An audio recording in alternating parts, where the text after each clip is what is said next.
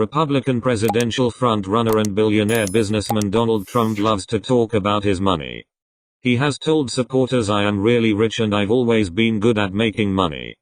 Mr. Trump values his net worth at more than $10 billion, 7 billion British pounds, though this has been disputed. However, exactly how much he is worth is unclear. Those organizations that have looked at his finances have come up with widely differing figures.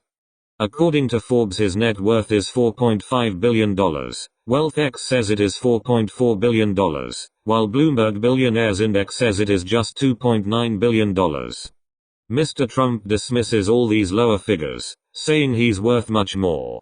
The main reason for these widely differing numbers is that so much of his business holdings are private. In October, the front-runner told voters that his father gave him a small loan of $1 million to get started. Trump not only got his financing but his business style from his father. Fred Trump started a $1 million residential real estate business in Brooklyn and Queens. He was known for building quality. Many of his buildings are still standing, and pinching every penny possible. He typically came under budget on government-funded projects and pocketed the difference as a profit, a practice that, though legal, got him called before Congress. Fred Trump never saw a tax break he didn't take advantage of, and Donald was at his elbow learning, says Gwenda Blair, author of The Trumps.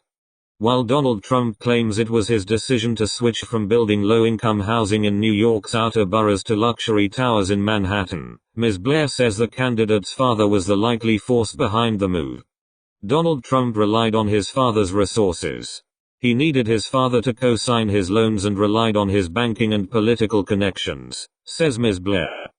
Mr. Trump's first big project was the Commodore Hotel, which he partnered with the Hyatt organization to buy in 1976 for an undisclosed price, and renamed the Grand Hyatt.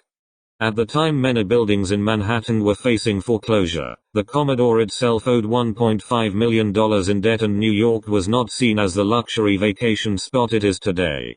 The investment was a big risk for the young developer. Using the negotiating skills he talks about so shamelessly on the campaign trail, Mr. Trump convinced New York City to give the hotel a 40-year tax break that saved $160 million. In 1996 he sold his half of the hotel to Hyatt for $142 million. He would continue to invest in and develop grand New York buildings, including buying the Plaza Hotel and in the former Bank of Manhattan building.